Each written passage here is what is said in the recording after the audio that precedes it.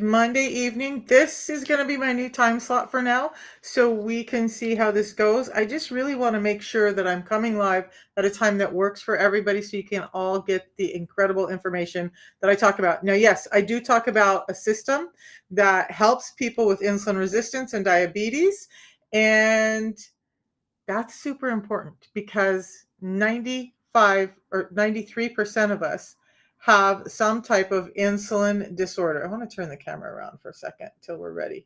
There we go. Okay, so welcome in. I love to know where you guys are from, but you know what? I hate asking that question. I just hate it. What I would rather know is, what are you guys suffering with that you think might be related to insulin resistance? Or are you suffering with something you've not gotten answers and you're just wondering, could this be? Maybe is this everything everybody's talking about? Could this be me? Because if you're like I was, I worked in doctor's offices. Um, I did a lot of research to try and figure out what was going wrong. We had a ton of tests run on me, and no doctor was able to get my blood pressure under control, get my diabetes reversed. In fact, once I went over the edge and started being termed as pre-diabetic and diabetic, it started going bad rapidly, and it scared the crud out of me. My kidneys were having problems, my liver was having problems, my heart was having problems, and I would take in this big list of symptoms to the doctor and ask, what's going on? And I wasn't getting any answers. And I know I'm not the only one who's suffering with something like that. So it's really important for me, you guys. One of the things I want to do is to be able to answer your questions, or try to. And if I don't have the answer, go find the answer so that we can talk about it, as to what's happening with your health. And I think it's really important because in today's world, we're recognizing more and more that we have to take control of ourselves. Um, we just have to be more accountable. We can't just be like on autopilot and expect everyone to fix or cure everything for us. So it was really interesting to me to hear that insulin resistance affects 93% of us here in the US and nearly that many people worldwide. So that means only 7% of people are living without it, having a chance at having health. So it leads into almost every chronic illness and disease that we have today. So excess weight, like I mentioned, hypertension and heart diseases, liver failure, gallbladder problems, gout, joint problems, eyesight loss, hair loss, hormonal issues, fatigue, anxiety, depression, all of those things can link into insulin resistance. And you might not be getting answers. So if you're tired of it, we're going to go over some truths today. And I want to go over some new science because I'm a sciencey kind of person. If you have questions, ask me. I'll try to put it more cleanly for you. But hey, Josie, nice to see you. Thank you for saying hello. So you guys, we're going to dive in. One of the things I wanted to talk about today is, in all the research and all the stuff that I look at for insulin resistance, to help you guys understand, because I mean, I hear people with like ankylosing spondylitis who are like, is this linked? And then I'm like, nah, that can't be linked. And then I find out it is. So um if you're suffering with health problems and you're not getting answers, hang out with me and let's start to break it down so that you can understand that this whole thing, because it doesn't have to be as difficult as it's being made out to be. Yes, I'm going to be talking about a protocol that I used. I'm using it in a different way now. We're going to talk about all that. But what I wanted to talk about was, to start off, I had heard, now it was an AI generated, hi, I'm the best. Hi, Friday. It was an AI generated video. So I always wonder, because people, now that they know they can make AI generated videos, are using prominent people in an AI generated format at the beginning of their video to give weight to whatever they're talking about. But this guy was supposed to be a doctor, although his name wasn't listed anywhere. And he said that insulin resistance has nothing to do with glucose. Okay. So I was like, what's he talking about? And why is he saying that? Because the scientists that I lean into, that are working in labs every day and in human trials every day, studying fat metabolism, studying insulin resistance, would all say differently. And I know there's a lot of influencers out there who say glucose is not the problem. So what he's saying the problem is, and we're going to tie it all together, why this protocol I love so much works regardless, is what he's saying is there's a bacteria in the pancreas that impedes us from producing or producing insulin in the way that we're supposed to, and that's the real cause of diabetes because it doesn't allow us to metabolize sugar in the right way. But here's the thing. Here's the tie back, you guys. If we're eating too much sugar and it's sitting around in our bloodstream and in our gut, then we're starting to cause dysbiosis or this environment where we have these little trillions and trillions of microbes in our gut. And there's some what we term bad ones, and there's some what we term good ones.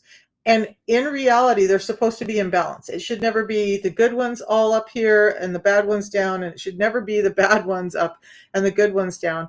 They need to be in balance. It's kind of like a yin yang thing. But sugar, glucose, creates an environment where the bad bacteria start to grow and grow and grow, and even more so. So they were also talking about how this is happening in people with excess weight. And my issue with that is this: if you're overweight, there is nothing in life that is 100%, right? But if you're overweight, the vast majority of people who are overweight and have excess weight are insulin resistant. And insulin resistance comes because we're eating glucose all the time and it's not regulated and it's hitting our bloodstream too quickly and it's causing us to use insulin way too often. Insulin, you guys, is a hormone. That hormone is meant to direct and take the energy as glucose to our cells. But with this onslaught of high amounts of insulin all the time because we're eating glucose so much, our body starts to shut down to it and it doesn't want to be receptive to it. And now we have some cells that are continuing to take in a lot of it, but most of your cells are saying no, and it's starting to cause oxidation and inflammation within the system. And now we have illness building. But in reality, it all still comes back to this glucose that's causing excess weight, that's causing inflammation and oxidation, that's causing us to be more likely to be insulin resistant and turning into diabetes. So hyperinsulinemia, high levels of insulin, is the precursor to insulin resistance, is the precursor to prediabetes, is the precursor to diabetes, is the precursor to a ton of different issues that we have. So understand that I love hearing new science. I always want to stay on top of it, and that's hard to do in today's world. But the problem is that there is no real study out there that shows that there's a single bacteria in the pancreas that's causing this, and that it's not linked to overuse of glucose. So let's get that through our heads. We're eating glucose too much or sugar too much, whether it's in the form of rice, pasta, breads, or candy bars, cakes, cookies, or our fruits and vegetables that we're eating that have been changed wildly. We're getting too much in. And the piece that's been missing for almost everyone is this. When you guys think of fiber, just fiber, what do you think of? Do you think of, oh, that's something to make me poop, keep me clean, keep my gut moving? Is that what you think of it? Because that's what most people think about fiber for. Most people, when they talk about fiber, they just think, oh, if I'm having problems pooping, I'm going to take some fiber and that's going to help me. But here's the interesting thing. Fiber is a non-digestible carb. Fiber also helps build and feed the good gut bacteria, whereas sugar helps build and feed the bad bacteria that are causing problems in our system. And I'll go over a couple of those. And so when I say fiber is an essential nutrient, we don't take it in like our vitamins and minerals, but we absolutely use it to start helping us digest glucose. Or in actuality, it's cleaning out the gut, but it's also slowing down how quickly sugar is hitting our bloodstream. And that's important because we know that all of these things, even when people go off on side tangents, that glucose is really at the baseline of all of these disorders and problems. I'm going to change this for a second here. Okay, so what that means is we're not getting in enough fiber. You guys, I've talked about this so many times. If you're new to me, hello, we're going to talk about fiber a little bit because it's not just any kind of fiber.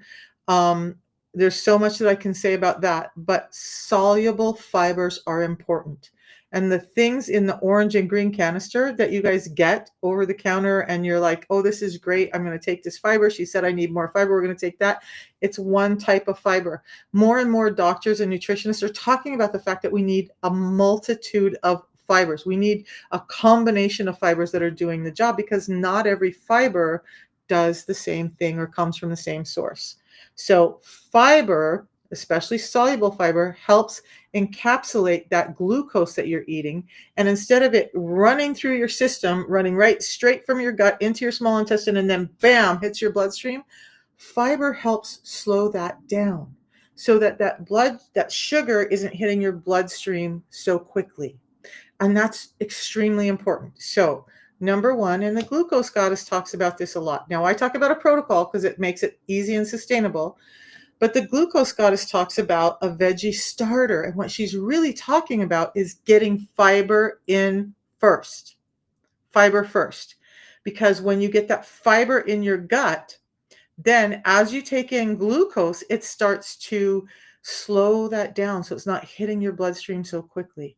That's why veggie starter, fiber first. Salad doesn't cut it, you guys. Salad doesn't have the right kind of fibers to do what we need to do unless you're going to just sit and eat like a big vat of lettuce, and even at that, it's not going to do it for you. We need a variety. And for most of us, that's really difficult to think about. Like, you guys, let me know. Put a one in the comments if you're just feeling overwhelmed in today's world. Like, we have so much information available to us, which is great. But for me, it's like I'm an information junkie and I get overwhelmed. So, thinking about figuring this out or figuring that out in the moment is really difficult, right? I don't want to go have to figure out what foods give me 7 types of fiber that I need to help regulate my blood glucose. And I don't want to have to worry about eating those 7 types of foods before I have a piece of cake, which I don't often eat, but you get what I'm saying. Like, we just want to have it be easier. And that's what this protocol that I'm going to be talking about does. So, back to the bacteria thing the guy was talking about with type 2 diabetes and with insulin resistance. Um, One of the things they found is that when you're overweight, and I mentioned this a little bit ago, it starts to change your metabolism, the weight, the fat, whether it's visceral fat, so underneath the belt wall of your belly, or subcutaneous fat underneath the layers of skin. Either type of fat, when it starts to build up, starts to create dysfunction. Guys, I'm going to give you a little hint. When that fat starts building up for you, men especially, it makes your fat cells become little ovaries, turning testosterone into estrogen way too much. So as you get heavier, you start to get boobs. You start to get love handles. That's because you're converting too much testosterone into estrogen because your fat cells at the size they are have taken on a new role. Small ovaries. So we need to keep the fat down. Are we going to be fat free or lean all the time? No, we're not. And that's not realistic.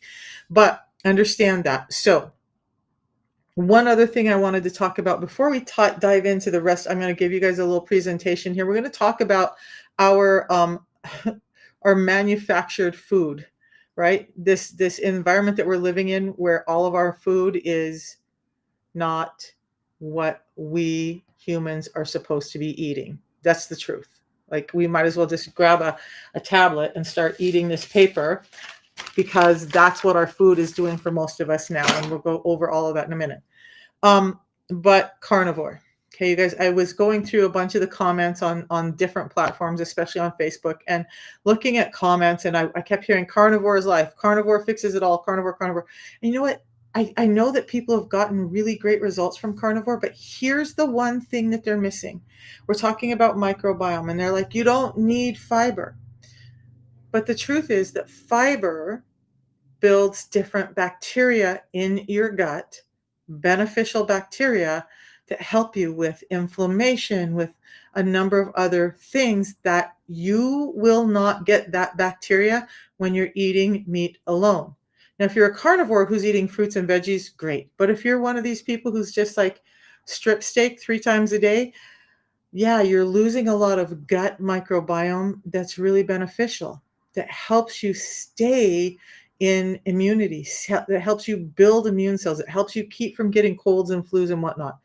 So, while I think it does well for people, there's not enough long-term science on it. And when I started looking at carnivore and history, there's not ever been a society that eats meat alone and does not eat any form of plant or fiber, root or fiber, berries or fiber, any of that. So, in our human history, we have never eaten like that. I'm on board for eating, thank you, Crafty, for eating the way our bodies are designed to eat. Now, in today's manufactured food era, we're not going to eat all of the right foods all of the time. And I get that. That's why the protocol helps, because we're replacing what's been stripped out so that you guys can start to feel better. But I'm getting ahead of myself. So I'm going to show you guys some things. And I noticed that it was a little grainy before. So let me see if I can use one of my handy dandy cleaners here and clean up the screen before I start sharing from TikTok. You guys, I'm on TikTok, Facebook, YouTube, I think Instagram all at once here. So bear with me. Um, we're going to go over this little thing. And I want to explain what's happened to our food, because what's happening to our food is really at the basis of why we have this excess bacteria, why we're not digesting sugar right, why people are going to things like carnivore as help, because the food environment's just freaking crazy and confusing. Right? You guys, I thought I ate fairly decent before I started the protocol. I've had pescatarians and vegetarians who thought they ate really good before they started the protocol. And now they realize they didn't. When I talk about the protocol, it's something you add into your day. We're not taking a lot of things away, and we're going to go over all of that right about now. So give me a second. I'm going to flip the screen around here and see if we can share this with you guys. So here it is. Okay. Everybody can still see me? Yay. All right. So I like to call insulin resistance an epidemic, because to me, that's what it feels like, right?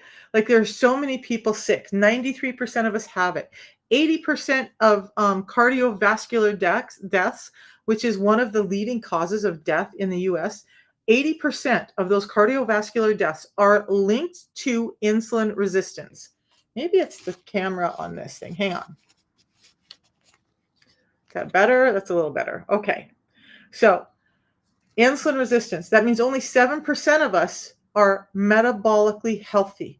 Your metabolism, you guys, is not just about how much weight you have on. It's how you use energy.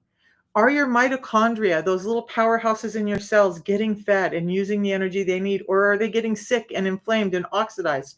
Are all of your cells getting the energy they need, including your brain cells? And with insulin resistance going on, none of those cells, or very few of those cells, are getting the energy they need. And that's a problem. That's a huge problem for us.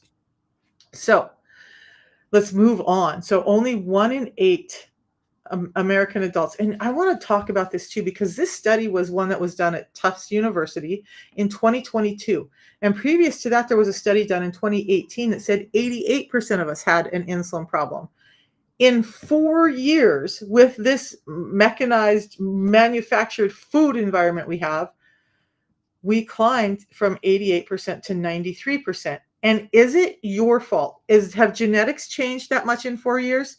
Absolutely not. Our genetics do not change that quickly. What did change? Our food and the way we eat. Now, tomorrow I'm going to go more into depth with this, because I also heard another doctor talking about how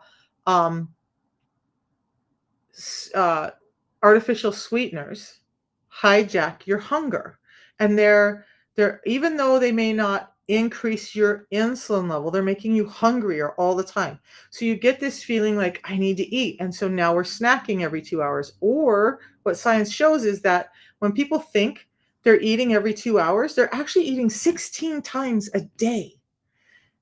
Artificial sweeteners play a big role in that, because they're keeping you hungry all the time.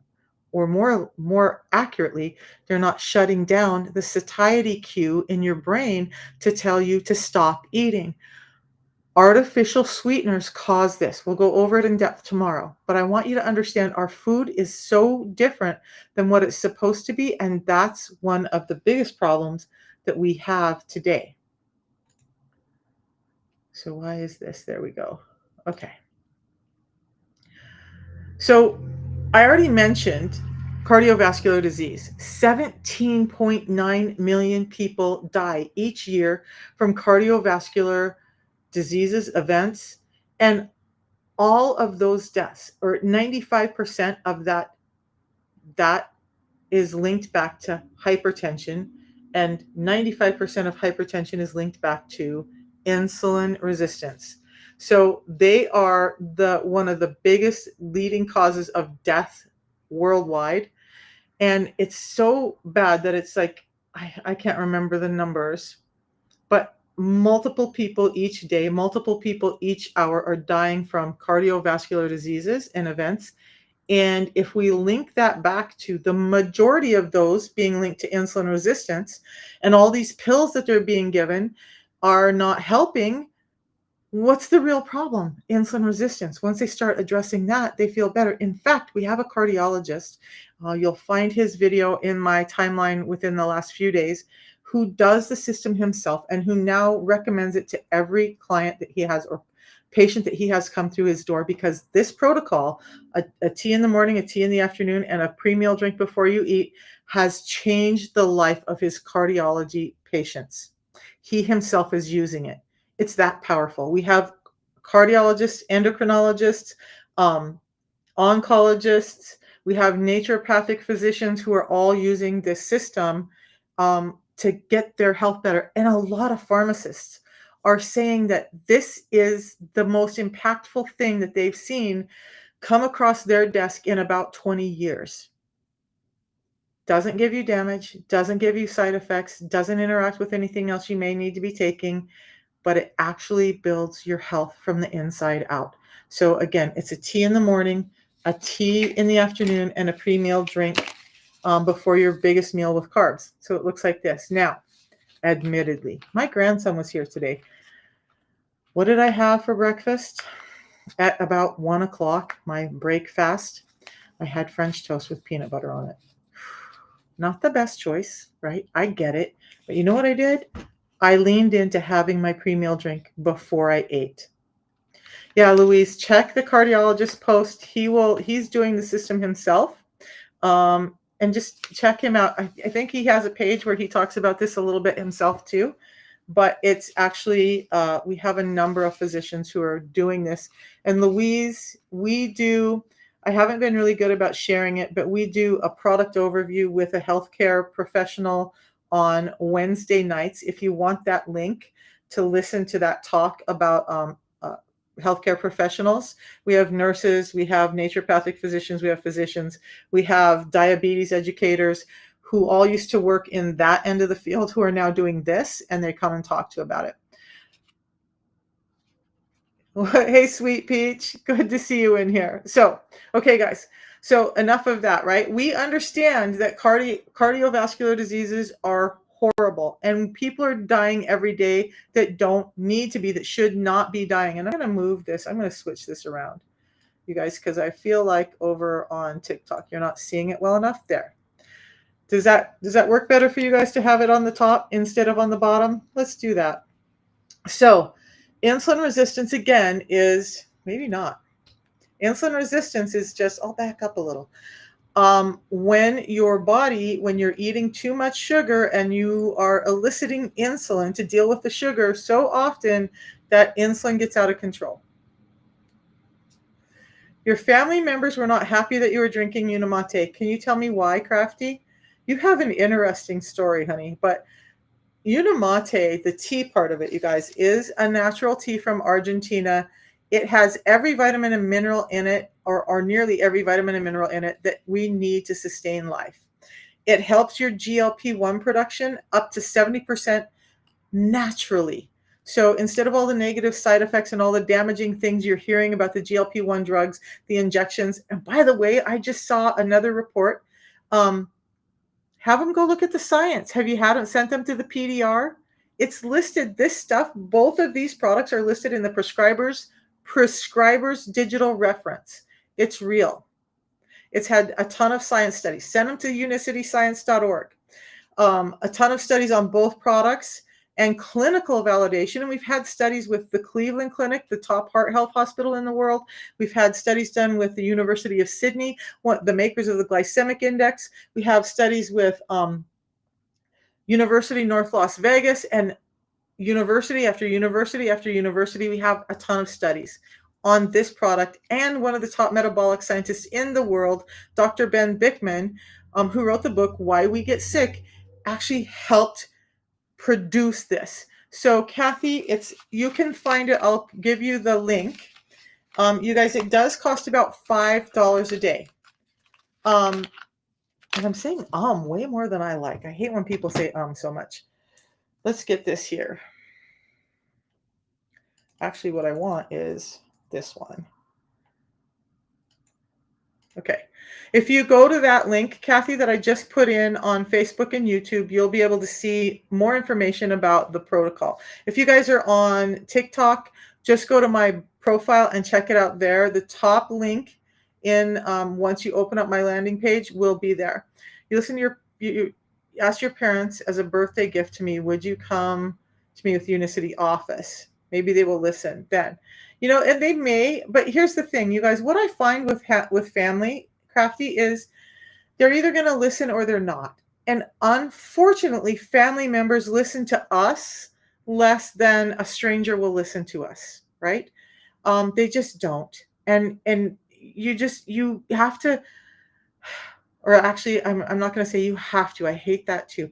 But I would encourage you to just let them see it. Let them see the changes with you.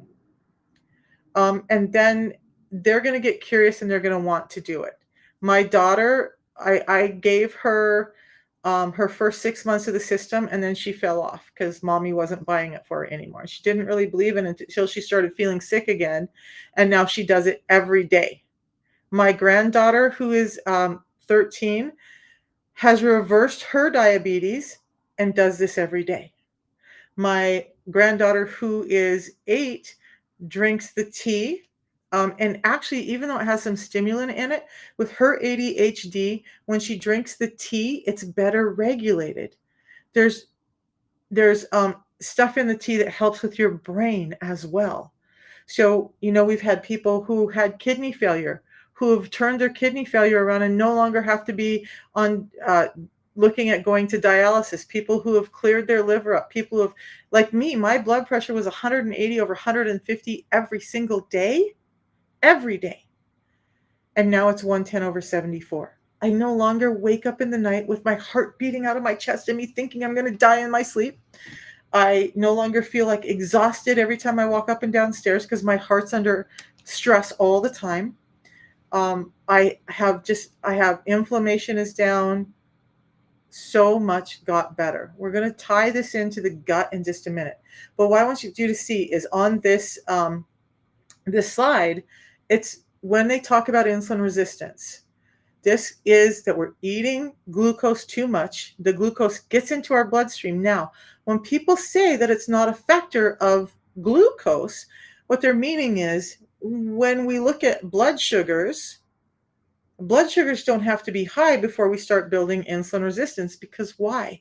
Insulin is taking that sugar and delivering it to every place it can while it can. And one of those places is your fat cells. Your fat cells are a storage unit. So first, it's overloading the liver. The liver holds on to these little packets called glycogen of glucose that's packed up so that when we need energy, the liver can break it down and shoot it out and we have energy right away. But with insulin resistance and with the amount of glucose, especially fructose that we're eating, the liver starts to build up. Now, a liver that's 5 to 10% fat is fatty. Okay? Anything over that 5 to 10% on your liver of fat, you're going to start having problems with scarring and liver damage. And it all comes back to how we metabolize sugar, and that is regulated by the hormone insulin. So, and that's put out by the pancreas. Now, some people end up with basically type 1, they call it type 1.5, where their pancreas shuts down eventually because we've been eating these foods that are manufactured and toxic for us, and we don't know it. We're just told to eat it, and now the liver is shutting down, and now the pancreas is shutting down, and now they can't produce insulin anymore. The other problem is, I'm all over the place today, guys. The other problem is that, Kathy, you're so welcome. Reach out to me too, you guys. On my link, there's a place for you to order. There's a place for you to go learn about the protocol, and there's a place for you to text me. And Louise knows. Text me, and Louise, I didn't bail on our conversation, but I'm working on a book predominantly about SIBO and insulin resistance and the heart. But I don't want to get ahead of myself. So until I've done the research that I want to do and been able to make the tie-ins and do the things that I want to do, I don't want to talk too much about it, but it's a protocol that I'm testing on myself right now. Now, is it going to work for everybody? No. But you guys, I will text back. Bottom line. Okay. So insulin, we know, is the problem. Okay. That's the biggest problem that we have with our health today. It's so big that this little list, this little diagram shows a number of the main things that link into insulin resistance, things like fatty liver. And so please listen up, because if this sounds like you, if you recognize yourself in this list, you might want to hang out and learn a little bit more about a simple way to address this. And I'm not talking medications, you guys. I was on 13 medications. I'm not on any medications now.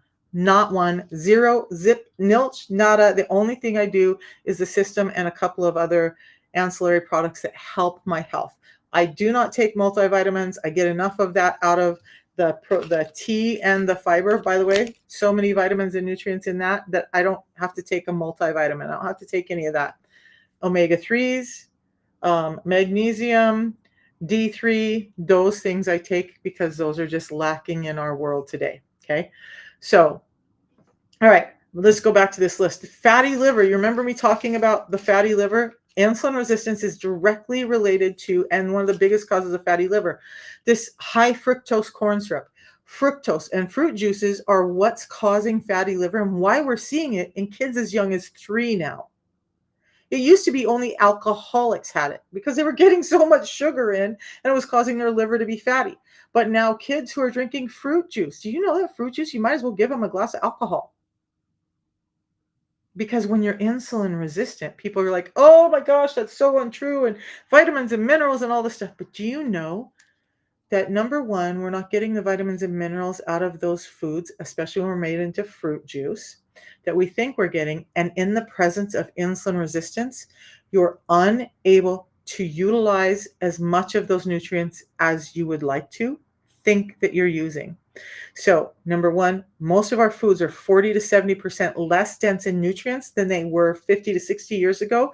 Now you strip the fiber away, which is increasing insulin resistance because you're getting fructose, which, by the way, the liver is the one that has to deal with that. And now you're causing fatty liver in children, right? You guys, it blows my mind and breaks my heart every time I see a grandparent, a parent, throw juice in a bottle and hand it to their kid. I'm like, you're killing their liver. You are setting them up for diabetes. There's not enough nutrients in that sugar water to counteract all the bad that's happening. Okay. Yeah, Crafty, let me know. I would love that they go with you. And keep in touch, Crafty. Okay. Thank God you never did that apple juice. Yeah, you guys. So let's get back through the rest of this list. Sarcopenia, muscle loss. Okay.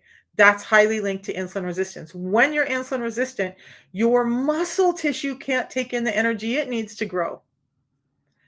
So you're already deficient in muscle tissue. And muscle tissue, you guys, let's talk about this, because most people think when I say muscle tissue, they're like, oh, biceps, triceps, glutes, quads, all of that. Your heart is a muscle. Your liver is a muscle. Your kidneys are a muscle. Okay. If your muscle tissue is not getting in energy, your heart is starting to have problems, your liver is starting to have problems, your kidneys are starting to have problems, your colon is starting to have problems. Do you hear me? Okay. Sarcopenia. Now, before I move off of sarcopenia, one of the big things too is with those GLP-1 medications, those injections they give you, some of them cause you to lose 40% of your weight in muscle tissue.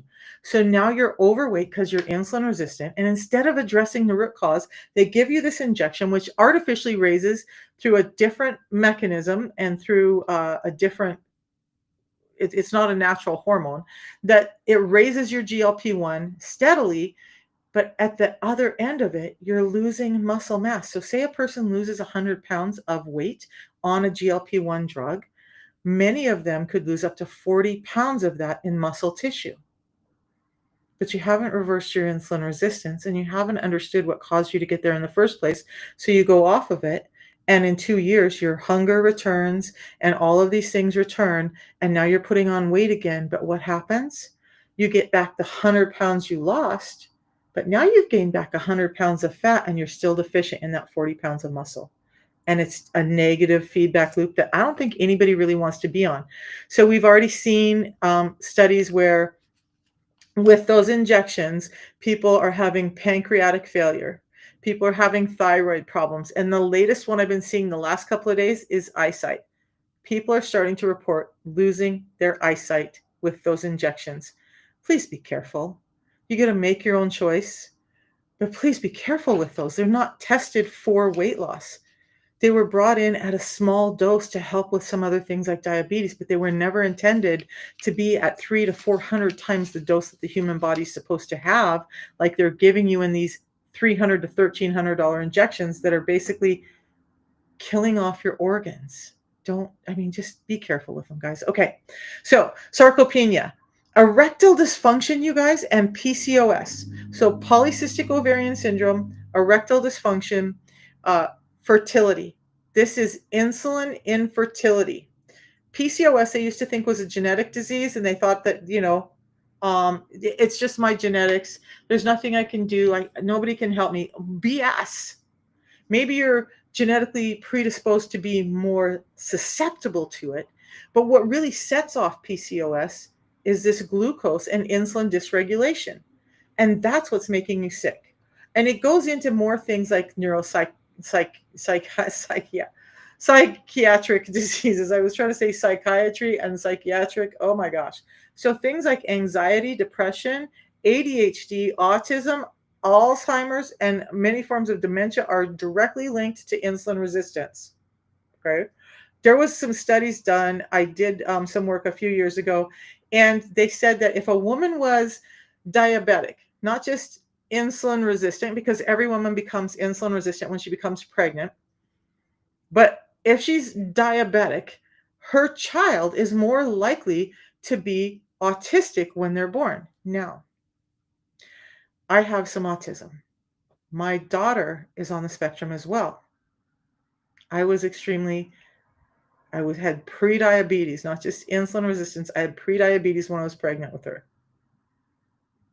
That's a burden I don't like to bear, man. That messes me up every day, that I have to think that had I had this knowledge, she might not have to be dealing with that disorder. All right, gastrointestinal diseases, IBS, Crohn's disease, all of those can be linked in. Circulatory disorders, your blood vessels start to narrow down, tighten up, get constricted, and get blocked up with insulin resistance. So when we think about gout and erectile dysfunction and not getting enough blood flow to the eyes for your eyesight and not getting enough blood flow to any part of the body, or including, areas that you're having neuropathy and edema, yes, you're Louise, you're absolutely correct. So when a mother goes from insulin resistant to pre-diabetic during pregnancy, that baby is, I don't want to throw out a number, but I'm going to throw out one. It's somewhere close to 60% more likely to have diabetes than a baby whose mother was not pre-diabetic or diabetic during pregnancy. Okay. That's, you guys, if you like, didn't do drugs. I mean, like, medications. I didn't do, any pain medications in the hospital. I didn't do any of that because I was so concerned about having the healthiest baby I could, and yet nobody talked to me about this whole blood sugar thing. My blood sugars weren't even high. I had insulin resistance, but it turned into prediabetes when I was pregnant, and now my daughter bears the brunt of it. She's diabetic, and she has autism, and she has mild ADHD as well. Damn it. After I did everything so good to try and give her the best life possible, this blood sugar thing caused a problem and nobody ever talked about it. Okay, we'll move on a little bit, but you guys understand that this is wide sweeping and it's very damning to our health and our children's health. So we've talked a little bit about what insulin resistance is. We've talked a little bit about a number of other issues, what it links into. But if you want to know symptoms, one of the videos that gets the most comments on it for me is a video where I talk about the triglyceride to HDL ratio. What we're really looking at is LDL, but that ratio, I can give it to you later, but that's one indicator if you're insulin resistant. Now, clinically, one of the other things, if you're not doing a blood test, if you're not doing any of that, just simply having a blood pressure that's 130 over 80 consistently is called hypertension. Hypertension, 95% is linked to insulin resistance. So if you have hypertension, you should probably start taking a look at some of the information I'm giving you today. Okay. Some of the other things, your skin is your early warning system. So skin tags, that's hyperproduction of a cell called keratinocytes, where the skin it's producing so much, but it has nowhere to go. So it pops out and it gives you these little mushroom-like projections all over. So people are going in and having them lasered off, having them rubber banded off, having them removed in any way, shape, or form because they're embarrassing and nobody likes them. I had them all under my arms and in my groin. They were starting on my neck. It's insulin, too much insulin in your body that's causing the overgrowth of those cells. When you get insulin sensitive, those go away. I don't have a single skin tag on me now. I've never had one cut off, lasered off, rubber banded off, any of that, and they don't come back. Now, if I ever start to see anything like that return, then I know that I better tighten up my shit, right? Acanthosis nigricans, that's dark skin patches. So I used to have dark elbows. They went from behind my elbow all the way down about halfway through my elbow. It was rough, scaly. It would catch on my clothes. It would catch on furniture. I didn't know.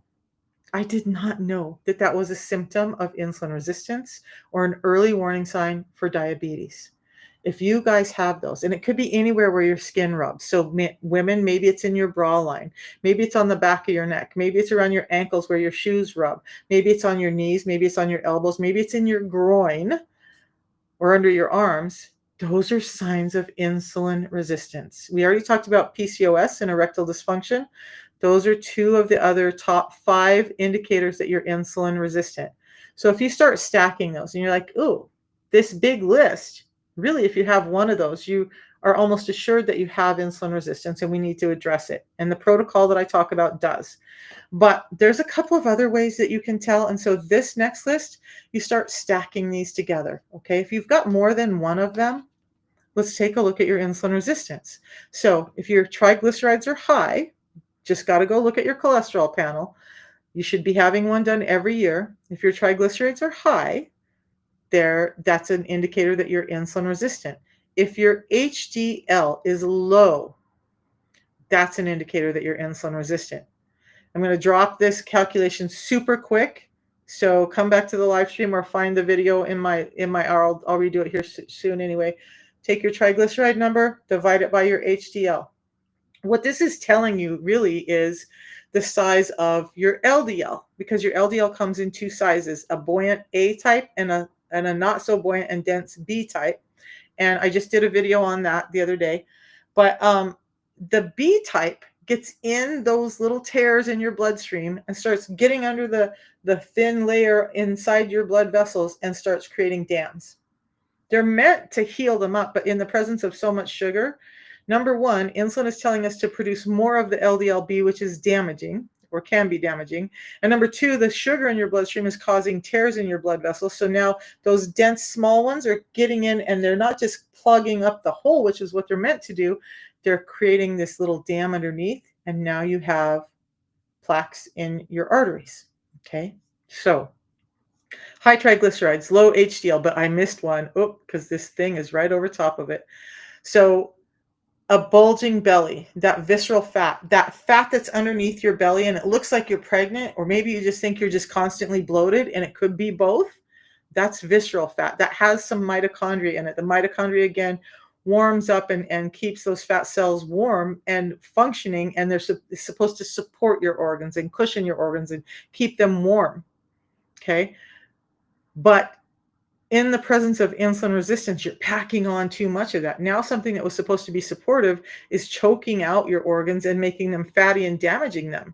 So, a big bulging belly, whether you're heavy or thin, that's likely insulin resistance.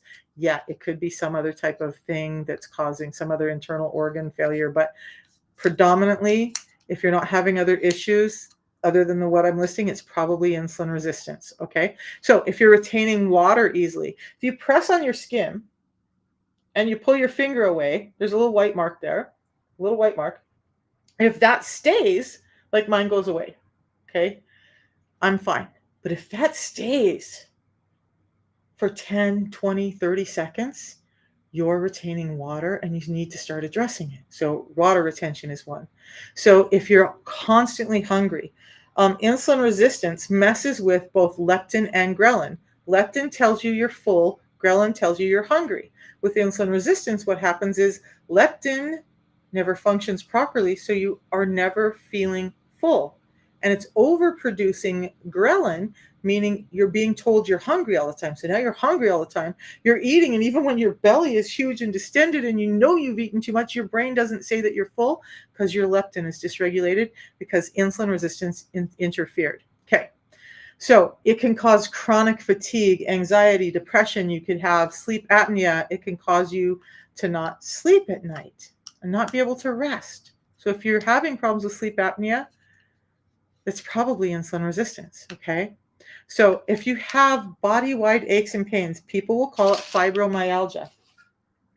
One set of doctors that I worked with, one of the doctors said fibromyalgia is the biggest bullshit diagnosis that there is out there. They just gave a name to something we can't explain. Nerve disruptions, excess weight, body-wide aches and pains are all indicative of insulin resistance. Okay, so understand all of that too. Now, here's the thing. You guys, I know I've been dragging this out. Most of us have been told, like Weight Watchers or keto or all these other things, and we're like so overwhelmed. Calories in, calories out, eat every 2 hours. And here I'm telling you not to eat every 2 hours. And you're just confused. And, do I do a vegan diet? Do I do a carnivore diet? Do I do a keto diet? Do I do the Atkins diet? Do I follow the medical medium? What do I do? And none of them are really sustainable. And you fall off and you feel like crap about yourself. And then you're just like, well, like you guys, I kept trying everything. I thought I was trying everything and I wasn't getting better. And I vividly remember a point in time where I said, look, if nothing is making me better, why the hell am I trying so hard? I might as well just go have the cookie. I might as well just go eat the bowl of ice cream because nothing else matters. I can't lose weight.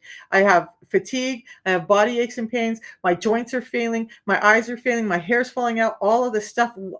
I might as well just enjoy what little bit I can. How many of you guys feel like that? Does anybody else feel like that? Like, dude, I've done everything and nothing is working. I'm here to tell you that this works. It worked for me when I thought nothing would. And to be honest, the protocol I'm about to talk about, when I started, I was really excited. I was like, woo, this could be the thing. This might be the thing for me. But in the back of my head, I had this huge doubt, right? I had this doubt that said, yeah, this is just going to be another one of those things, and it's not really going to work, and I'm going to be disappointed, and blah, blah, blah, blah, blah. And I tried it. And it worked. And I started feeling better. and things that I wasn't starting the system for started getting better. And that's why I got here, because I had so many things going wrong with me that no doctor was able to figure out. That when I started getting better by just adding in 2 different drinks at 3 points during the day, when I did this, everything started getting better. I was like, "What the heck? Why did none of my doctors catch this? Where is medical going wrong?" And the problem is that medicine today, especially here in the US, our doctors are not taught a lot of functional medicine. They're taught how to prescribe a pill. So when I was bringing in big lists of stuff and asking for help, all they were doing was saying, "Well, these things bulk and they land over here, and these things they land over here, and these things they land over in this disease." And so they would try to send me to all of these specialists to try and figure out what was going on. When in reality, the one thing that was going on, and they're not taught about insulin resistance, they're not taught nutrition, they're not taught to link everything together, they're taught to compartmentalize, and we're all sick because of it. We don't need medications to address insulin resistance. We need to understand our food environment. And that's what got me off of 13 medications. So the problem is willpower is not enough, you guys.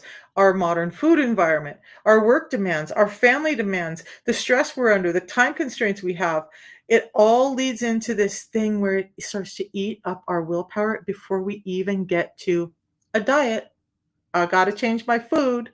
I can't eat the foods I love. This seems too restrictive and I just don't have any more time. And so I'm just gonna stop by the fast food store and I'm gonna eat something on the way home because I'm overwhelmed and I'm stressed. I've been there. Willpower, you guys, can be used up. It's something you have to build, but it's something that can be used up.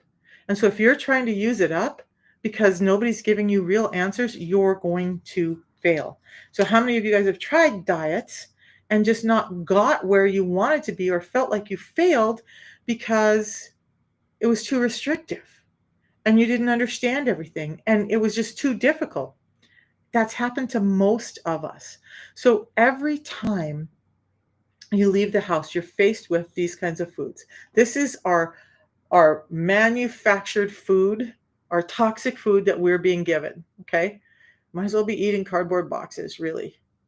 But we're faced with these foods. They're not giving us enough nutrients. They're giving us things like seed oils and excess sugars and other chemicals and pesticides and toxic chemicals in them that are making you sick. So you wonder why you have IBS. You wonder why you have inflammation. You wonder why your hunger doesn't go away because that food doesn't give you nutrients. And what your body really wants is nutrients and energy. Okay. So we have to understand that. Now, why I talk about our manufactured food. Okay, this is what it looks like. If you guys can see this, I'm gonna zoom in down here a little bit for you guys. So carrots used to look like this guy right here on the left. Okay, a root, not dark orange, not single, not big, not plump, not any of that. It was a root. It was fibrous and it was a little bitter. And yeah, my native peoples put it in stews and all of that, but it didn't look like it does today. Watermelon used to have a lot of fiber and seeds in it and very little of the pulp. And that little pulp is the sugar part. But now what we have today is what I call sugar water in a shell. They took out the seeds, they took out the fibers. And so now you just have this like this feeding frenzy on sugar, fructose, that's damaging your liver. I love watermelon, but it's not the same as it used to be. And by the way, corn is a grain. It's not a vegetable. But we've modified it so much that we all believe it's a vegetable now. And it's also very high in glucose. And the oils that you get from corn oil, it's not from that meaty part. They strip all that off, they can it, they freeze it, they whatever, so that you will eat it. And then they take that stalk and that husk and everything else, and they run it through this machine that makes it into a pulp and squeezes it really tight and drenches it in hexane to get that oil out. And it was developed to be a machine oil, and you're eating it as a food. We wonder why we're sick. But if we look down at the bottom of this, at the grains, even our grains have been changed. We have stripped out all of these proteins and fibers and enzymes to get to this starchy middle that creates more glucose in the system, and we wonder why we're sick. You guys getting it? So even when you're going to the raw organic thinking, "I'm eating food that's good for me," you're not getting what you think you are. And more doctors are talking about how our nutrients, our food is 40 to 70% less dense in nutrients than it ever used to be. We don't rotate our crops. We don't fertilize our crops the way they're supposed to be. We don't give our foods enough growing time. We've modified them so they'll grow bigger faster, which is a lot of glucose. And then they're shoving it down your throat, and then you're eating it and you're just not feeling satiated. You should be able to eat and not feel hunger for 4, 5, 6 hours. Most of us are feeling hungry within a half an hour after we eat because our food is defunct and it's making us sick. Now, it's the food environment we live in. It's the best we can do right now, right? Unless you live in some log cabin in Montana and grow all your own fruits and vegetables, you're not going to get the perfect food environment. And that's why the protocol is so important. So, what is the protocol? Let's take a look here and see. The protocol first is this drink that I have in the morning and one that I have in the evening. We do this thing. By the way, there's an ebook on my landing page that I gave to you guys. If you guys are on TikTok, go to my profile.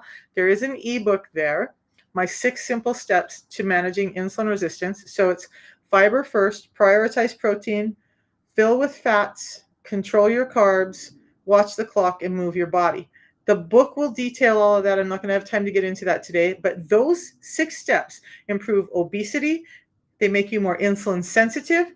They reduce high cholesterol. They help reduce your hypertension, and they help reduce inflammation. Now, can you do it without the protocol? Absolutely, yes, you can. Absolutely, you can.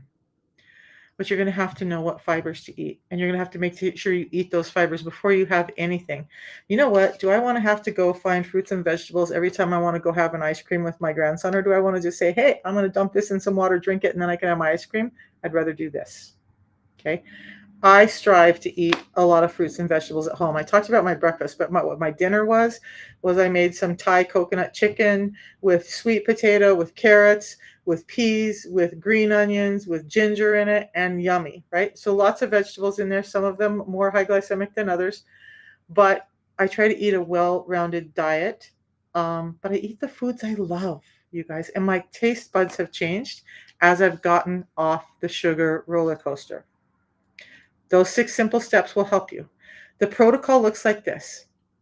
It's this tea. We've changed the packaging.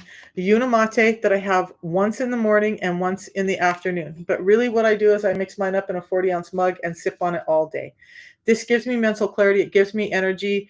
We're going to get into all of that. And then so I have this, 2 of these a day. And then I have one pre-meal drink with my meal with the most carbs in it. So for me, I had that French toast breakfast. You damn straight I had this before the French toast. Oh my, yeah, that had to go in. I still didn't feel good. Not something I want to do all the time. But I have this before I eat. Now, for me, because I have some gut issues, I have this every time I eat. We're going to talk about what each one of them does. Do those with a 16:8 eating window, and I can explain that 16:8 and why. If anybody needs to know, just put a 1 in the chat and let me know that you need to know, or say 16:8 in the chat so I know that you need to understand why a 16:8 fast works for insulin resistance. By the way, I had a lady on Facebook who was really, really angry at me saying, you don't know anything you're talking about. I'm a type 1 diabetic and I was a diabetes educator and you have no clue. Well, I have a lot of other diabetes educators who work with me and they agree that we do know.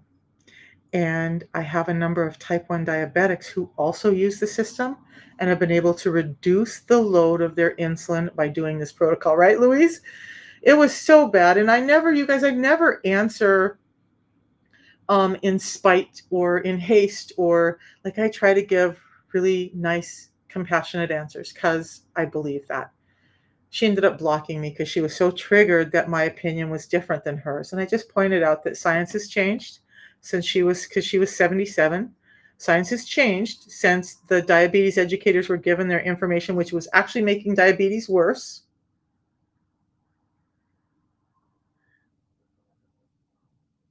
TikTok verification. Okay. So anyway, she ended up blocking me, which is is okay. You guys, it's okay. I can't reach everyone. I want to, but I just can't. So 16:8. Somebody asked about that. Let me see if it's on one of the next slides, but I can tell you off the top of my head. All right, there it is. So this is what it looks like. When you eat, so say I have my dinner with my balance, and I had my dinner around 4. Okay. So if I don't eat again, my fasting has started. Now, about 2 hours after your fasting window starts is when your blood sugars are their highest. About 4 hours later, your blood sugar starts to come down. Why did that just turn red on me? Okay. So now, if you have dinner at 5 to 6 p.m., that means by 8 p.m., actually, after your blood sugars have spiked, your fasting window starts. By midnight, your blood sugar normalizes. By 2 a.m., so that's 6 hours later. No, that's not. That's 8 hours later, your insulin levels drop. It takes about 8 hours for insulin levels to drop in a person who's not like high octane metabolically flexible, being able to switch from sugar to fat. And most of us are stuck in sugar burning. So those insulin levels drop. And now, about 2 hours after insulin levels drop, the component hormone glucagon comes out and normalizes. Now, you have a small amount of glucagon. I've always said glucagon won't come out when insulin is out, but predominantly it doesn't. Insulin, anabolic, wants to make things grow. Glucagon, catabolic, wants to eat things up. So think about fat burning. If you don't have glucagon in your system and you only have insulin in your system, you're stuffing fat stores full and you're never burning them up. And when insulin is high, it stops you from burning fat. Okay. Oh, that crazy. It's crazy the the difference here. Okay, so now, so about 12 hours after you ate, your gut should start to empty and your digestive system is allowed to reset. Now, with this system, what we do is we have the tea in the morning, does not break a fast, supports your fast, supports you in producing things like growth hormone and ketones, which are telling you to burn more fat. It gives you energy, it gives you vitamins and minerals without disrupting the fast for our purposes. It gives you mental clarity. It increases your GLP-1, so it increases your satiety. You're not feeling hungry during the last few hours of your fast. Now, at 8 a.m., you're about 14 hours in. And so that's when your fat burning really begins for most people. If you're extremely insulin resistant, it could take a little longer than that. Now, so from hours 14 to 16, you're getting into a stage where your body understands how to switch metabolically. It's going, okay, no more sugar. We need to start burning fat for fuel. And you have a couple hours of this good fat burning and metabolic flexibility. And then you break fast with your first meal, which should be predominantly proteins and fats. Fats don't spike your insulin. Proteins only minimally spike your insulin. So if you start your day, the next meal you have after the 16 hours with something that's high in proteins and fats, you keep those insulin levels down and you ride through that fast a little bit longer and allow your body to heal up a little bit more and allow that metabolic flexibility to come in where the body's not saying, oh, we need sugar for energy. And now you're doing much, much better. So 16:8 for many, many, many of us is the ticket, right? It doesn't work for everybody. Some people need to do OMAD. Some people don't need to do a 16:8 fast. But a 16:8 fast overall that's why. We're allowing insulin to come down. We're allowing glucagon to come up. We're allowing our fat burning cues to turn on in the body. But all of those things take time. And that's what happens with the 16-hour fast at an 8-hour eating window. And I'm not saying go eat everything you want during 8 hours. I'm saying have a good meal and then have another good meal 4 to 8 hours later and be done. Okay. So maybe your fast is more like an 18:6, which is where mine usually lands. The time, you guys, this is so flexible. It's not like I have to eat at 16 hours. Or if I ate at 15 hours, I screwed up. Or if I ate before 8 hours, I screwed up. Yeah, this is not like that, you guys. It's flexible and it allows you to train your body to do what it's always been supposed to be doing. So, what you're really doing is now, this little screen on the bottom, Remember, in the morning, you're in that fat burning mode. That this tea starts to allow you to turn on your GLP-1, keep you satiated, burn more fat, become more insulin sensitive, and then about midday, you'll have a second one. Now, if you're having 2 meals high in carbohydrates, have a second pre-meal drink. That's what I do. But most of us are going to have those higher carbohydrates at dinner time.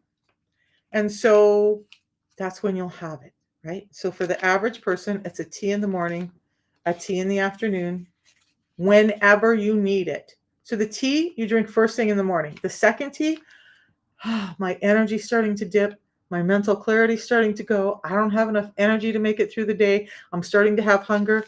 That's when you have the tea. It's not a set time. This is not a medication you have to have at 8, noon, and 6.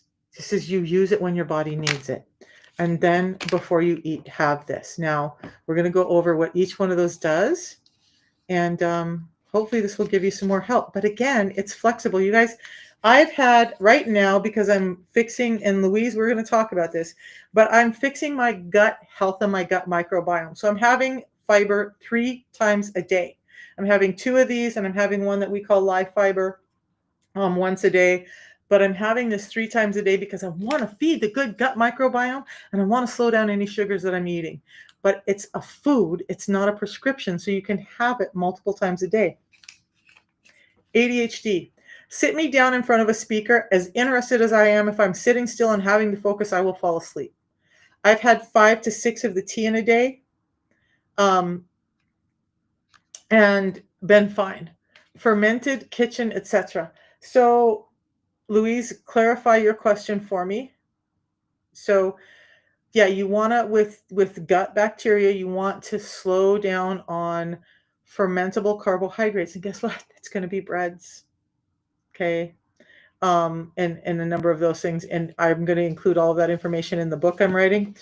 But this feeds the good gut bacteria. That's why it's so important. Oh, for healthy fiber. Oh, that was good. Yeah. So for healthy fiber, this is great because it has soluble and insoluble fiber. Every resource that I've checked on SIBO, Louise, is what we're talking about, most of them will say cut back the fiber, but that's because they're thinking of things like Metamucil benefiber, which can be really irritating to the gut and not really feed the gut microbiome in the way it should. This, with the diverse types of fiber in here, actually feed the type of microbiome that we want to grow and be healthy. So I'm utilizing it 3 times a day, and I'm combining it with our bone complex for the magnesium D3, K2 to further that microbiome growth and healing. Okay. So this is healthy fiber. And then, Louise, we have another one called live fiber. Hold on.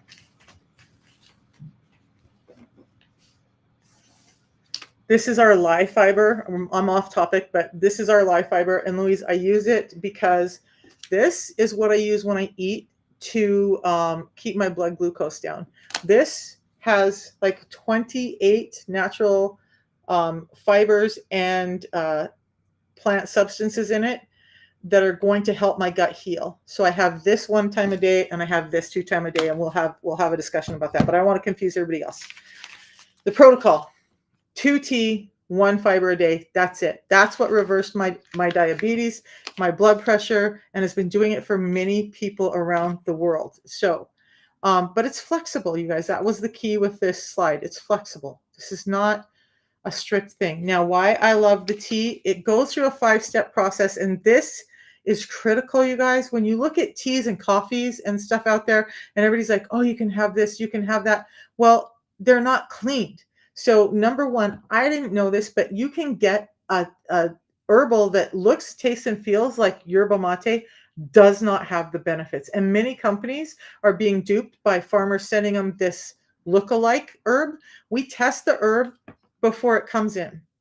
When it's all done, when we've tested it, we've made sure it's the right herb, we've fire roasted it, we've extracted it, we've concentrated it, then we take it to a process that we call hyper pure, and that removes pesticides, toxins, microplastics, molds, all of those things. So now with my gut that's all jacked up. I'm not drinking a tea that's supposed to be helping me, but is full of all of these other toxins.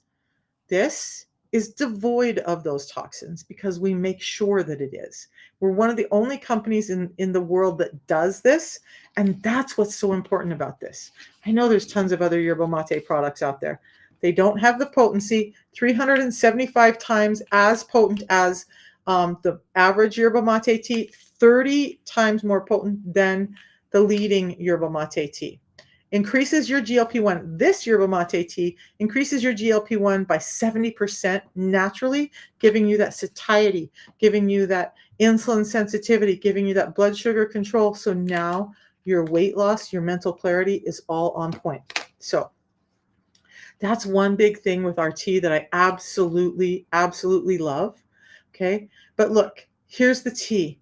It helps you feel great all day. You can enjoy it anytime. Like I said, I am used to it now. And even though it has some stimulant in it, it has something called adaptogens in it that help that caffeine that's naturally occurring not act like caffeine from coffee.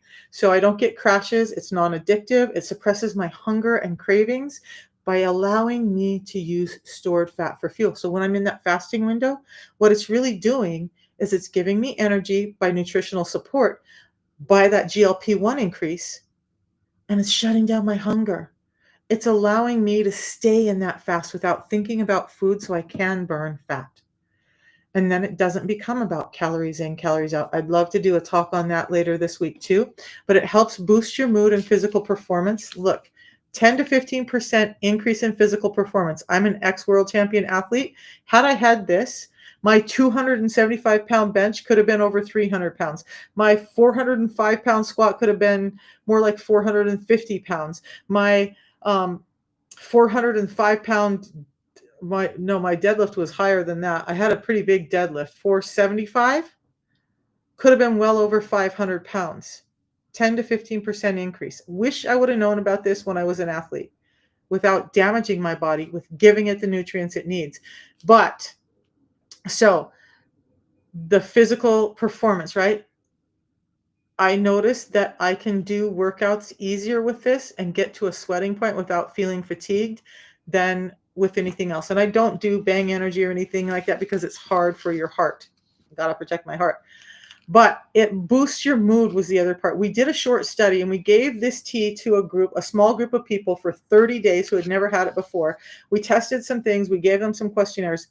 30 days in, we didn't tell them why. 30 days in, their wellness, how happy they were, how, less anxiety they had was up 70% in those 30 days. It's amazing what it does for you. But it promotes healthy digestion. It promotes healthy gut motility. It helps your gut microbiome as well as helping your heart normalize. Okay. That's just the tea. And why? There's things like chlorogenic acids. The one that I said is 375 times higher. That helps you with feelings of well-being. It supports healthy blood pressure and glucose levels and promotes your weight loss. It's one of the components that can actually cross the blood-brain barrier when most things can't. We want to protect our brain. This has the components our brain needs. Theobromine, it's the same thing that's in high-quality dark chocolate, which supports healthy blood pressure, cholesterol levels, and promotes a feeling of calm, euphoria. The same thing you get out of really high quality dark chocolate, 3 times higher in this. So now not only do I have energy, mental clarity, less hunger, being able to burn fat better, now I have that euphoric feeling and I'm less stressed and anxious and angry all the time. I used to have a lot of anger issues, you guys. Okay. But it also has this, and these are the adaptogens that change how the caffeine works. By the way, it has mate saponins in it, and they support healthy triglyceride levels and the body's ability to burn fat, all in one, naturally occurring in one amazing tea. My phone is saying it's going to die on me. Let me find a plug-in for it. Whew, I wasn't expecting to talk this long, but I'm on fire, so here we go. So you guys, look, the tea right now with the protocol that I'm doing to help heal my gut health, I'm adding cinnamon into my tea in the morning because it doesn't change the calories, but it helps with inflammation, it helps with oxidation, it helps with it's like an antibacterial. So I add cinnamon in my tea right now. Amazing. How do you get these? You just go to the link in my profile, Epicurean, or message me directly. If you can't figure out how to get there, message me and I'll send you the link directly. But you can go to the link in my profile. So if you're on the live right now, tap on my picture. When the white box comes up below, tap on that again and it will take you to my profile. And then once you get to my profile, it's going to look like this. That's the wrong place. That's the right place. So you're going to see my name, and I don't know why my picture is not populating, but see these red lights where it says info below and this link? Just click on that link. And when you click on that link, that's going to take you to the order page. Okay.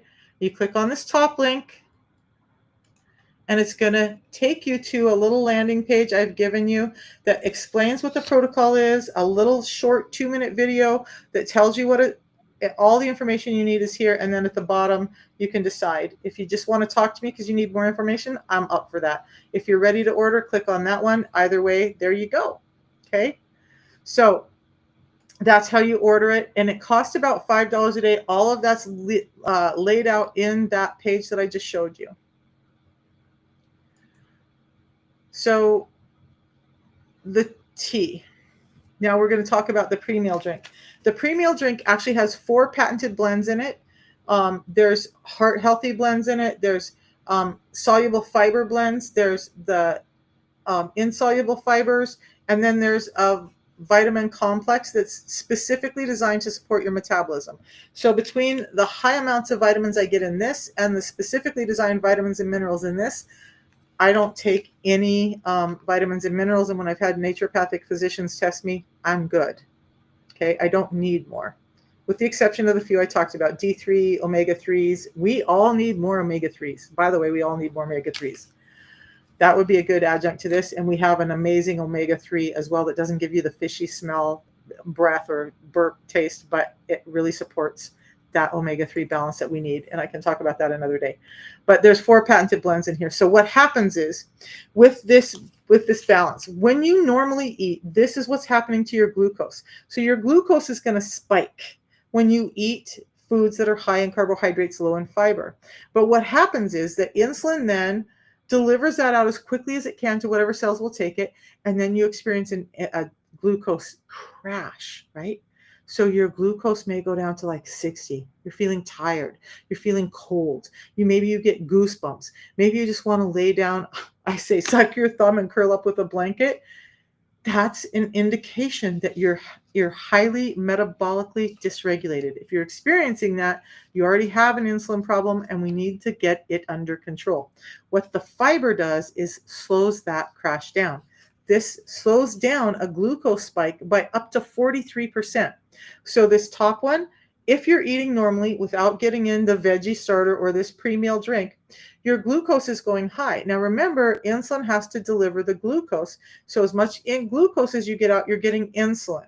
So you're spiking your insulin high every time you spike your glucose high. This slows down that glucose spike. Now insulin never has to go as high. It can stay low and steady and normal and not some beast from hell that's destroying our body. Okay. And again, this with a Eggo waffle meal with syrup and orange juice reduced a spike by 43%. That's a lot of carbs, and it handled them almost by half, reduced a blood sugar spike. That's why I take this every time I eat. Even when I'm just eating protein and fats, I will take this because I want the gut health. Okay. So it's got that Biosphere proprietary blend of fibers. Okay. 5 different sources of fiber that help support cholesterol levels and slow the conversion of high glycemic carbohydrates. And then it has this Unicity 7X, which is viscous soluble fibers that form a thick gel when mixed with water. And as they move through your digestive tract, that slows down the absorption of that glucose into your bloodstream so you don't get those high insulin spikes. Okay. But it has the cardio matrix, which is phytosterols that are heart healthy. It's not all about lowering your blood pressure because some people with insulin resistance have a low blood pressure. It's about normalizing your blood pressure. Okay. And then the vitamin complex, which I've talked about a lot. It's designed to aid in proper digestion and metabolism, and that's all included in this one drink. I mentioned studies when Crafty was on, and she said her family didn't believe her. This is some of the places we have studies with. Now, the cologne list, which is worldwide relied on for drug testing. We're listed with the cologne list. Will not, if you're a drug tested athlete like I was, will not pop you on a drug test. Okay. We've had testing with the American Heart Association and the American Diabetes Association and Johns Hopkins, Cleveland Clinic, University of Sydney. Now, Cleveland Clinic, Heart Hospital, University of Sydney, makers of the glycemic index. Regardless, this isn't just some fly by night. We're going to throw something at you and hope it sticks and run away when it all fails. There's years and years of studies that this actually works without all the damaging side effects as medications. Okay. Doesn't have side effects, with the exception of when you first start the fiber, you may experience some gas and bloating because you're not used to getting in enough fiber. We should be getting in 30 to 37 grams of fiber daily. Most of us are only getting in 10 to 15 grams. Our guts are paying the price for it. When our gut pays the price and we don't have a gut microbiome, we have inflammation and we have a number of diseases starting to build because of the inflammation in our gut. So beyond addressing blood sugars, it's helping build your gut microbiome. That's why I'm using it so heavily in this protocol that I'm using to reset a gut microbiome that got unsettled because I have no gallbladder. Okay. And then a number of other things. I was attacked by a bunch of allergens, and all of that sets up inflammation and destroys your gut microbiome, by the way, and causes you to be more insulin resistant. Now, my insulin resistance numbers are great, but I'm still having some other issues. That's why I do this multiple times a day, and everything's getting better. So I talked a little bit about fruit juice. If you only got one thing out of this, stop drinking fruit juice. Don't give it to your kids. It's damaging your liver. There's a better way to get vitamins and minerals in, and that is eat the whole fruit with the fiber in it, and eat fruits that are high in fiber. Pears and berries are some of my favorite. Amazing. Apples are good too. You don't have to do without fruits. Just don't drink them in fruit juice form, because you're just giving a straight shot of fructose, which only your liver can handle, to your body, and then your liver gets fatty and diseased. Okay? And it's showing up more and more now. So we do our own manufacturing. We have control of these products from the time they leave the farm to the time they get to you. There's no hanky-panky weird substituting or things, watering down. You're getting scientifically based products direct to you, direct from our facilities. We have facilities in over 50 countries throughout the world. We are operating in over 60 countries throughout the world. So if you're in the UK, I've had messages just today from New Zealand. We have a distribution center in the South Pacific. We have them in the UK. We have them in the UAE. We have them all over. We have, I think, three now in the US. So, and we have some in Canada.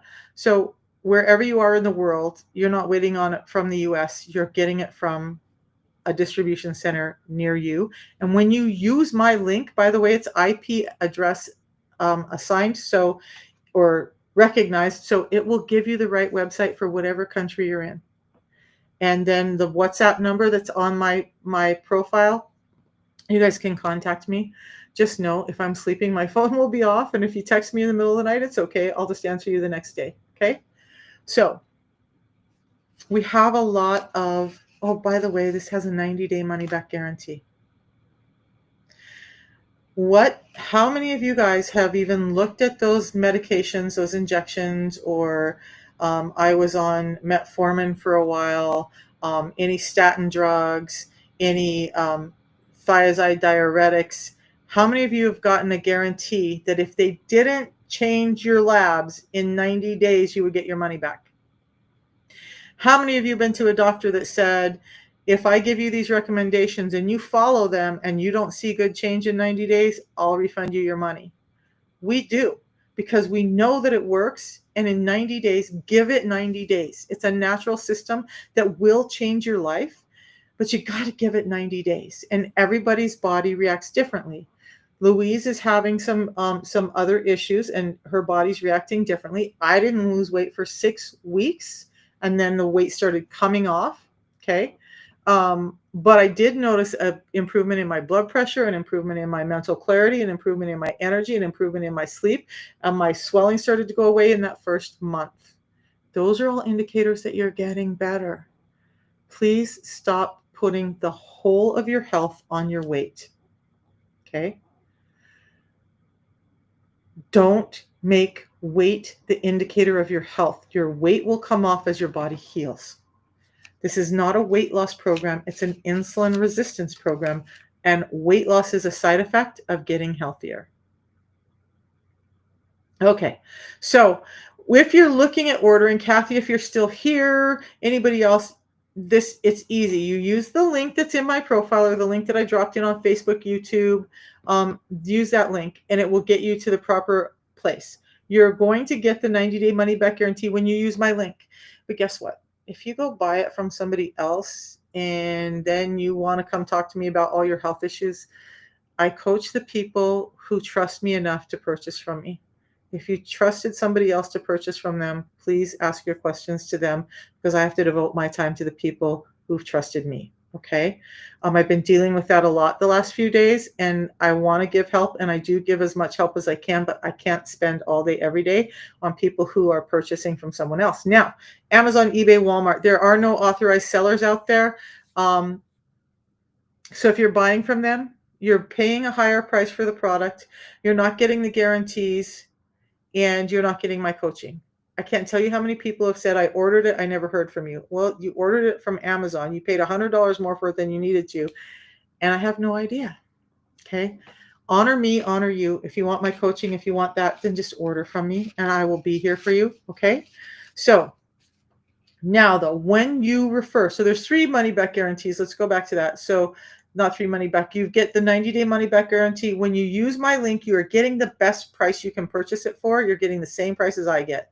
And then we have the triple testing guarantee. Hey, Kathy, you've been so quiet. Okay. And if you have questions, please feel free to text me after this and let's chat. I do have a couple of phone calls to hop on tonight, but let's see what we can do to help you out if you have questions. Now, so you get that triple testing guarantee. So we test it when the herbal comes in, we test it in process, and we test it before it ever goes out to you to make sure that everything that I've told you today about those theobromines, chlorogenic acids, all that stuff, that it's all there. Okay.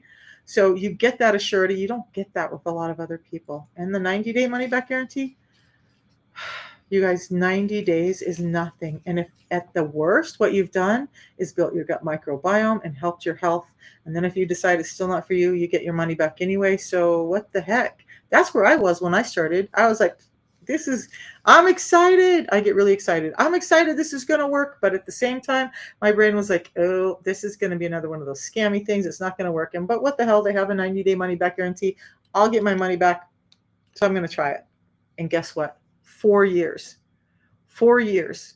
I have not had a break in doing this because I recognize that my health changed so drastically that I never want to go back. You guys, I had a wheelchair. I was headed for a wheelchair. I had a walker. I had a cane. I had disability plates. I couldn't walk up and down stairs. I couldn't get up and down off the floor. I had vertigo. My teeth and gums were bleeding. My eyesight was failing. My hair was falling out. My joints were failing. I had IBS. I had sleep apnea. I had hypertension. My liver was failing. I lost my gallbladder. My kidneys were failing. My bladder was struggling. What? Why would I ever go back to that? I lost all my skin tags and the skin discoloration. Because I used to feel like something off the board. I had these big dark patches on the sides of my faces, my faces, on both sides of my face. But none of that is true anymore. And all I really changed was this. I added this in and it helped me that much. That's why I'm here talking about it. So if you get that kind of help from it and people start asking you, because people started asking me within the first week, what are you doing? You have more energy, you're more mentally clear, you're happier. And so every time I referred somebody, I got a 10% credit on my next bill. Now that I do it as a business, I get a paycheck from it. So either way, you refer people, you can either get credit on your next purchase, reducing your cost and helping other people, right? You want to help the people that are around you. You want to help them not have hypertension, not face liver failure, not face their hair falling out and their hormones disrupted and all the other stuff I've talked about. You want to help them. And then you get benefit for just sharing it out and helping them. Okay. So, and then when you subscribe, by the way, if you use the subscription option, Kathy, when you go in, this is really important. So I tell everybody, please, please just do the subscription. A couple of things are going to happen. You're going to get your product in 30 days so that you never run out. The company's going to send you an email 5 days before that process is, so it doesn't shock you like, oh my gosh, this money came out, I forgot. It gives you a chance to skip it if you need to. But you're also saving $10 off the product and $10 to $15 because you're not paying shipping. So you could save $20 to $25 off the overall cost by just putting it on subscription. Oh, I'll show my before and after. Absolutely. Louise, let's do that. So I'm not going to get into all of that. Let's go to my before and after pictures.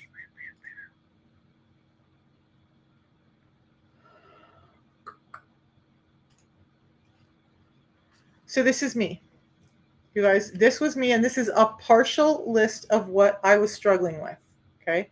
So I was well over 270 pounds when I started. My face was bloated. Again, I couldn't walk. I couldn't go up and down stairs. I had to have an elevator, or it was like I was having to pull myself up the stairs because my legs were in so much pain. I just couldn't do it. Hey, Greg. And then 5 months later, I was 55 pounds down. I still ate the foods I loved. I still had an active lifestyle, and it became more and more active as I went along. And I've been able to maintain that, right? You see the inflammation. It's not just fat, there's inflammation there. So yeah, my A1C was 7.4 and it's now under 5.3. So I was always thinking, I'll talk about this later too, but 5.2 to 5.3 is a really good A1C. If it gets too low, now you're metabolically a little bit inflexible on the other side. 5.3 is a really great spot to be sitting at, according to science.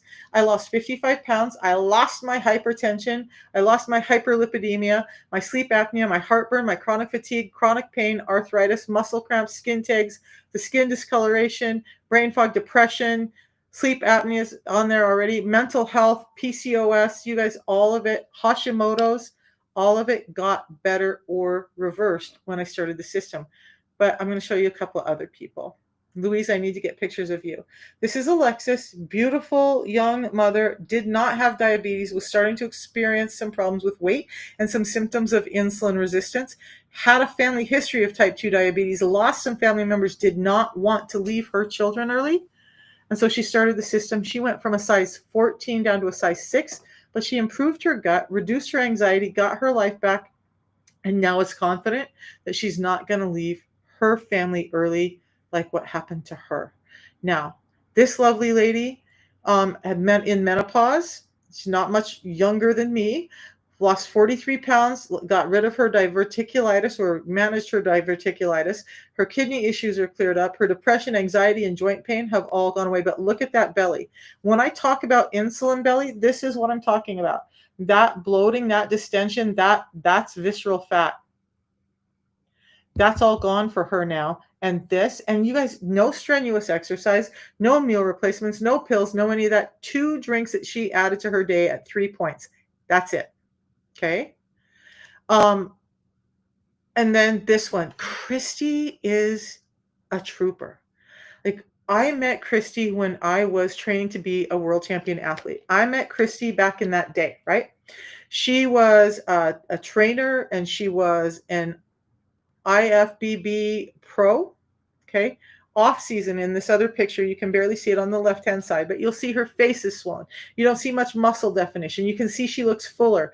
Same time, same weight, off season, not on the Feel Great system, full of inflammation, excess weight, excess water, on the Feel Great system in the same time period in her training, you see muscle definition. Her face is cleared up.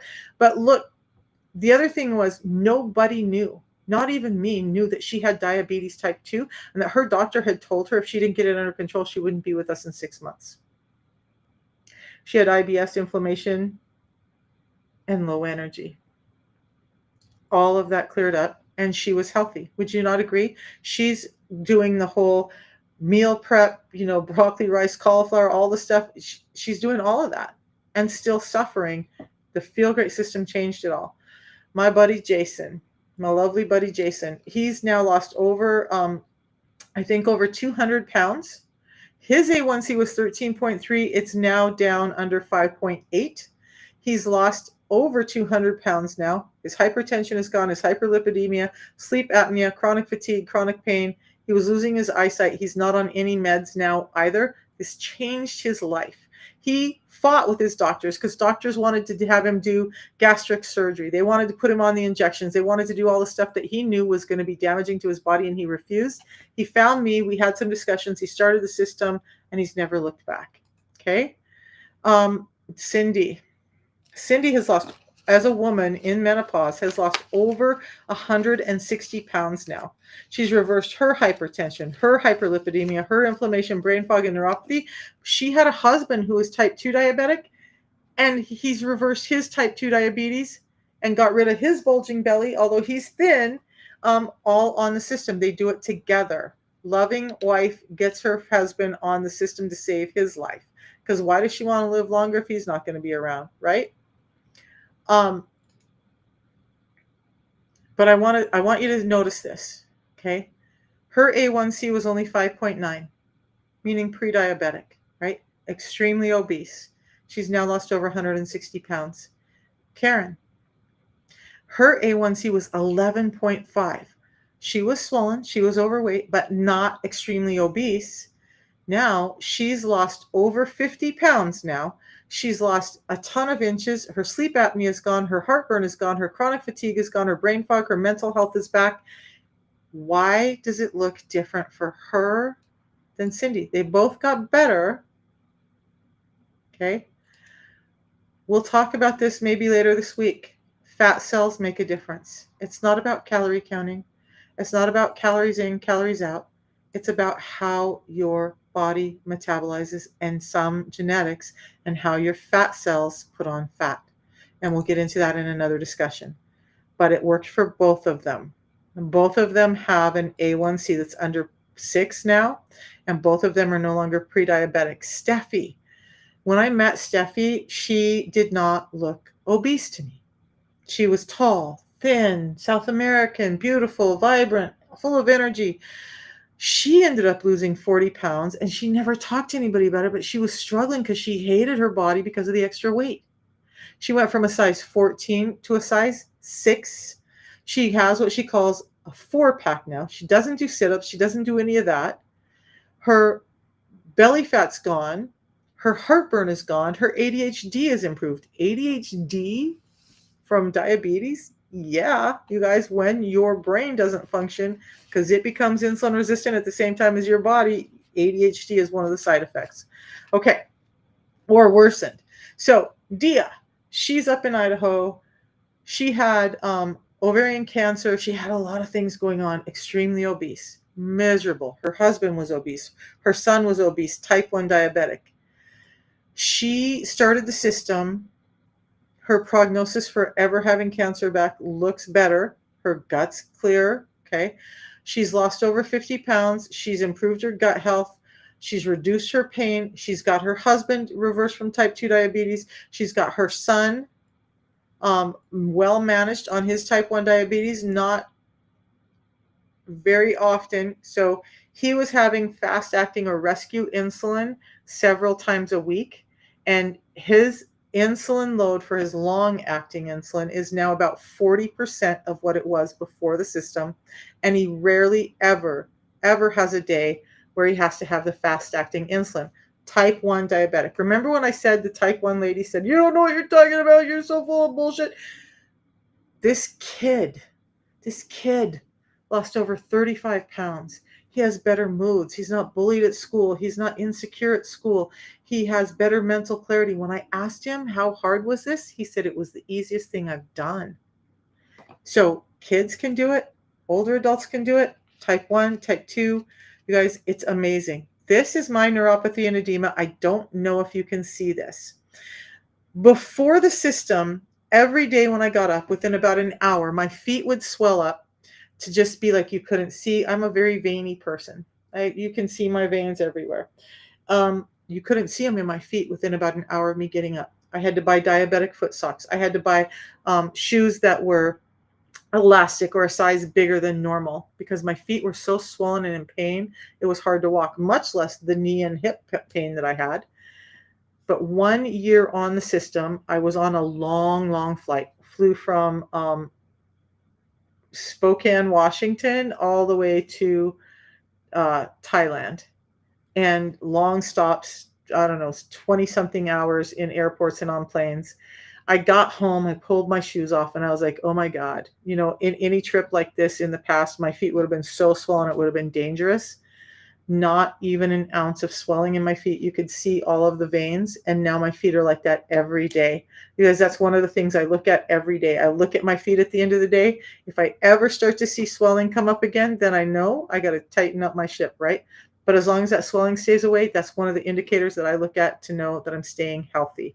Yes, it works for edema and neuropathy. By the way, this right arm had taken some damage. And before the system, I had gotten to a point where I couldn't hold this without it falling out of my hand. Okay. My right arm was just pins and needles all day. There was no strength in it. And now that's gone. Even the neuropathy in this right arm. So hands, feet, legs, lower legs, all of that's gone. Back to wearing regular shoes. Some of the shoes I used to wear are too big now. I got rid of all the diabetic foot socks, can wear athletic socks again without them cutting into my ankles and all of that. The system works, you guys. That's the bottom line. Dale is on. She's also doing the system. Amazing, beautiful woman, changing lives with the system. And she's had a great story too. Dale, I'm hopping off because I got to hop on a call. And I'm an hour late for my call because I spent it all with you guys. But I appreciate you hanging out with me for so long.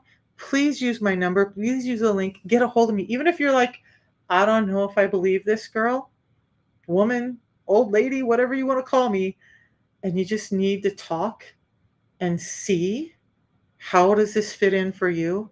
I'm here. Okay, I will answer and we'll get you those answers. But more importantly, just try it, get started, and change your life. Your family needs you, your friends need you. For me, it's all about my grandkids. There's days I've had when I've been like, I'm done. I've had a good life. But then I think about my kids and my grandkids, and I'm like, I got to keep going. So I thank God for the system every day because at 57, I didn't think I would live past 65. I was so sick. And now, I don't know. It's going to be a lot longer than 65. Okay, you guys, I'm going to head out. We'll see you guys tomorrow at 6. So my new schedule is going to be 6 p.m. Louise, thanks for joining me tonight. On Monday, Tuesday, Thursday, and Friday. Wednesday, I'll go live at 3. Why? I'm going to tell you guys why. Nobody asked me, but I'm going to tell you why. Because here's the thing, and Dale knows this too. My family is important.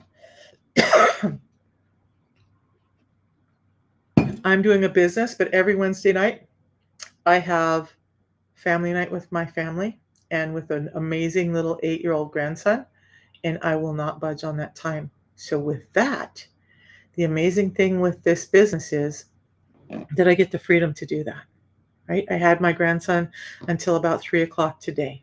I was still able to get up and do some work. I was still able to have time with him. I will have him again tomorrow night because there's some things going on. This business is amazing. It's replaced my old income working 2 jobs in medical. And it's allowed me to move across the country and stay with my grandson. He knows that wherever he goes, I go. And in a traditional job, I couldn't make those promises. But I can now. Literally, wherever he goes, I pack up and go. If you guys want a job, an income, I'm going to say, because I hate the word job. If you want an income where you're helping people with an amazing system that's changing lives, and you get to do it from home, and you get to set your hours, and you get to decide how much you're going to be able to earn by what you do. It's all based on you and not what your boss decides to give you, hit me up, because this business changed my life in ways that I can't explain, in ways that parallel what the product did for me. Um, and I'm looking to build a team. I have a great team. I took a pause as I was working on taking care of my grandson, but we're building this team up. So if you are interested in joining a team that will support you and be here for you, let me know. And by the way, you don't have to be sciencey and have all the knowledge I have. And every one of the slides and everything I use, my team gets access to too. No brainer. Okay, you guys, we'll see you tomorrow at 6 p.m. And we are going to talk about artificial sweeteners. Maybe we'll throw in some stuff about seed oils and how it's destroying your insulin sensitivity. So we'll see you tomorrow. Have a great night, you guys.